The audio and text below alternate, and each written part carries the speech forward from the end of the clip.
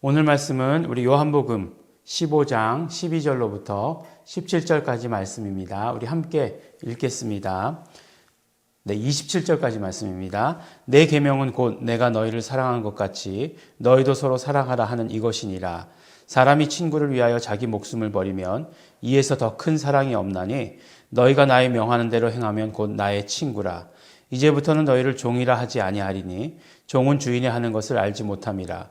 너희를 친구라 하였노니 내가 내 아버지께 들은 것을 다 너희에게 알게 하였음이니라. 너희가 나를 택한 것이 아니요 내가 너희를 택하여 세웠나니 이는 너희로 가서 과실을 맺게 하고 또 너희 과실이 항상 있게 하여 내 이름으로 아버지께 무엇을 구하든지 다 받게 하려 함이니라. 내가 이것을 너희에게 명함은 너희가 너희로 서로 사랑하게 하려 함이로라. 세상이 너희를 미워하면 너희보다 먼저 나를 미워한 줄 알라. 너희가 세상에 속하였으면 세상이 자기의 것을 사랑할 터이나 너희는 세상에 속한 자가 아니요 도리어 세상에서 나의 택함을 입은 자인 고로 세상이 너희를 미워하느니라. 내가 너희더러 종이 주인보다 더 크지 못한다 한 말을 기억하라. 사람들이 나를 핍박하였은즉 너희도 핍박할 터이요 내 말을 지켰은즉 너희 말도 지킬 터이라. 그러나 사람들이 내 이름을 인하여 이 모든 일을 너희에게 하리니 이는 나 보내신 이를 알지 못함이니라. 내가 와서 저희에게 말하지 아니하였다면 죄가 없었으려니와 지금은 그 죄를 핑계할 수 없느니라. 나를 미워하는 자는 또 내 아버지를 미워하느니라. 내가 아무도 못한 일을 저희 중에서 하지 아니하였다면 저희가 죄 없었으려니와 지금은 저희가 나와 및 내 아버지를 보았고 또 미워하였도다. 그러나 이는 저희 율법에 기록된 바 저희가 연고 없이 나를 미워하였다 한 말을 응하게 하려 함이니라.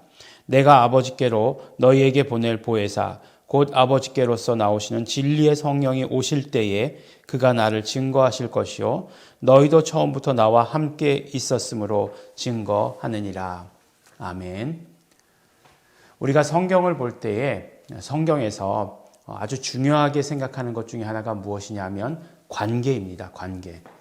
관계 가운데서도 사람과 사람의 관계, 이것도 중요할 수 있겠지만 그래서 잘 사이좋게 살아라 라고 말씀하시는 것일 수도 있겠지만 그러나 성경에서 제일 중요하게 생각하는 관계는 하나님과 우리와의 관계입니다. 그래서 이 관계라는 말을 이해하지 못하면 사실 성경을 우리가 읽는 데에 많은 어려움 그리고 성경의 뜻을 아는 데에 반쪽밖에 모르는 그런 일들이 벌어지고 맙니다. 그래서 이렇게 관계란 말은 굉장히 중요해요. 하나님께서 인간을 왜 창조하셨는가? 왜 창조하셨겠습니까? 그거를 어떤 존재로 창조하셨는가를 보면 우리가 금방 알 수 있어요. 하나님께서 인간을 창조하실 때 짐승들과 똑같은 그런 모습으로 창조하지 않으셨어요. 외모가 다르다 그런 말씀이 아닙니다. 그 코에 생기를 불어 넣으셨죠. 그래서 사람은 생명이 되었다. 사는 영이 되었다. 바로 영적인 존재가 되었다라고 이렇게 말씀하시는 것이에요. 요한복음에 보면 하나님은 영이시니 라고 이렇게 분명히 말씀하시죠. 당연히 영이 아니면 하나님이 아니시겠죠. 하나님은 영이시고 우리도 인간도 영적 존재로 창조하셨다라고 하는 것은 어떤 말씀이냐? 바로 인간과 관계 맺기를 원하신다라고 하시는 그 말씀이에요. 그래서 나중에 하나님의 이름을 우리에게 가르쳐 주시면서 독생자를 보내시면서 하나님의 이름을 가르쳐 주셨죠. 물론 구약에서도 하나님의 이름을 가르쳐 주셨습니다. 그런데 그 하나님의 이름을 가르쳐 주시면서 계시하셨던 하나님의 뜻이 무엇인가? 바로 하나님께서 우리와 함께 하시기를 원하신다. 함께라는 것이 무엇이겠습니까? 함께라고 하는 것은 어떤 면으로 보면 관계의 끝판왕이다 라고 이렇게 얘기할 수 있지 않을까요? 그러니까 관계라고 하는 것은 가만히 생각해 보면 처음부터 그렇게 완전한 관계라고 이렇게 생각하진 않아요. 우리가 이제 인간과 인간과의 관계 맺는 것을 한번 생각해 보시기 바랍니다. 인간과 인간이 관계를 맺을 때 어떻게 맺죠? 처음에 관계를 맺기 시작할 때는 저 사람 믿을만 하다라는 생각 때문에 이렇게 관계를 맺게 되는 것이에요. 그렇죠? 그런데 그것은 우리가 이야기하는 신앙에서 이야기하는 믿음은 아니에요. 그렇죠. 인간과 관계 가운데 어떤 신뢰, 이런 것들이죠. 그런 어떤 신뢰할 수 있다라고 생각해서 관계를 맺기 시작합니다. 그 다음은 무엇일까요? 예. 그 다음 이제 우리 드라마에서 많이 보는 거죠. 예. 믿음을 갖게 되었고, 그 다음 어떻게 됩니까? 사랑하게 되었다라고 이렇게 이야기하는 거잖아요. 근데 관계가 깨질 때 보면 어떻게 되죠? 예. 사랑이 식었다 이렇게 얘기하지 않습니까? 예. 사랑이 어떻게 변하니 뭐 이렇게 이야기하기도 하지만 어쨌든지 간에 사랑이 식으면 관계가 깨어지는 거죠. 그렇지만 반대로 관계가 점점 돈독해지는 것은 그 사랑이 지속되면, 그 사랑이 계속되면, 더 풍성해지면 그 관계는 계속되는 것이고, 그래서 어떻게 되는 거죠? 사랑의 완성, 물론 결혼이 사랑의 완성이냐, 이렇게 이야기할 수 없지만, 고전적인 이야기에서 보면, 예, 이제 더 이상 헤어지는 게 싫다. 밤에 헤어지는 게 싫다. 그래서 함께 하기를 원하기 때문에, 사랑하기 때문에 결혼한다. 이렇게 얘기하지 않습니까? 예, 앙드레 김도 아닌데 결혼식을 마지막 모티브로 잡았군요. 그런데 하나님과 사람 간의 관계는 어떻게 될까요? 어떻게 하면 그 관계가 점점 돈독해질까요? 그렇죠. 마찬가지죠. 믿음이죠. 믿음. 처음은 스타트는 믿음이에요. 근데 어떤 믿음입니까? 근데 여기서 중요하죠. 그건 사람의 믿음이 아니에요. 사람의 믿음이 아니고 하나님께서 주신 믿음. 하나님의 믿음을 가져라. 마가복음 11장 22절이죠. 하나님의 믿음을 가져라. 원어 성경 그대로 직역하면은 하나님의 믿음을 가져라는 거예요. 그러니까 우리가 믿는다라고 하는 것의 의미는 무엇이냐? 하나님의 믿음을 갖는다라고 하는 것이에요. 왜냐하면 하나님의 믿음이라고 하는 것은 이 땅 가운데 원래 없었기 때문에 그렇습니다. 그래서 하나님의 믿음을 갖는 것이에요. 믿음이 첫 번째 단계입니다. 그러니까 정말 우리 하나님과의 관계가 중요하다. 처음에 말씀드렸죠. 근데 하나님께서는 우리 인간을 왜 창조하셨느냐? 관계 맺기 위해서 창조하셨어요. 근데 그 관계를 어떻게 맺을 수 있느냐? 하나님께서 우리에게 허락하신 믿음으로 맺을 수 있는 거예요.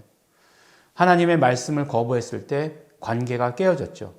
죄를 뭐라고 얘기합니까? 죄라고 하는 것은 관계가 깨어진 것이 죄예요. 그런데 우리가 믿음으로 말미암아 하나님과 다시 관계를 맺게 되었죠. 그리고 나서 어떻게 되느냐? 물론 하나님께서는 이 모든 것들을 다 한꺼번에 해주셨을지 몰라요. 그렇지만 우리 인간은 믿음을 가져야지만 되고 하나님과의 관계가 이루어지고 그 다음에 어떻게 되느냐? 사랑을 가져야 돼요. 사랑해야 됩니다. 마찬가지로 이 사랑도 하나님께서 우리에게 주신 사랑이에요. 예. 사랑은 원래 없었다. 라고 이렇게 말씀하지 않아요? 사랑은 원래 하나님께 속한 것이었다. 요한일서 4장에 그렇게 말씀하지 않습니까? 그것과 마찬가지로 우리가 그 다음에 하나님과의 관계를 발전시키는 것은 사랑이에요. 사랑. 그래서 오늘 본문 말씀 가운데도 보면 처음에 이스라엘 백성들이 하나님과 맺었던 관계는 종이에요. 주인과 종의 관계입니다. 하나님과 인간과의 관계가 주인과 종의 관계예요. 그런데 그 다음에 이제 하나님께서 우리에게 사랑을 허락해 주셨어요. 누구입니까? 구체적으로 하나님의 사랑, 예수 그리스도시잖아요. 로마서에서도 그렇고 요한 서신서에서도 그렇고 예수 그리스도를 보내주신 것이 하나님의 사랑의 확증이다라고 이렇게 말씀해 주시지 않습니까? 그래서 예수 그리스도를 보내주신 것이 하나님의 사랑이에요. 그 다음에 그렇게 하나님과 우리가 사랑의 관계가 되고 난 다음부터 뭐라고 말씀하시죠? 예수님께서는 우리를 더 이상 종이라고 부르지 않고 친구라고 한다라고 이렇게 말씀하고 있습니다. 이렇게 우리의 사랑의 관계가 깊어진 것이에요. 그런데 하나님의 이 사랑은 정말 사랑이 어떻게 변하니? 이건 하나님의 사랑 가운데 있는 말씀이에요. 변하지 아니하고 계속해서 우리에게 사랑을 쏟아부어 주고 계십니다. 그래서 어떻게 됩니까? 독생자를 보내주시고 그 다음에 성령님을 또 보내주세요. 어떤 성령님? 보혜사 성령님을 우리에게 보내주셔서 그 보혜사 성령님께서 우리 안에 거하시도록 하신다는 것입니다.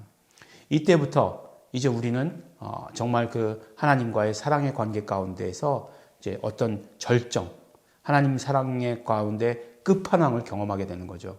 어떻게 됩니까? 성령 하나님께서 내 안에 거하시는 거잖아요.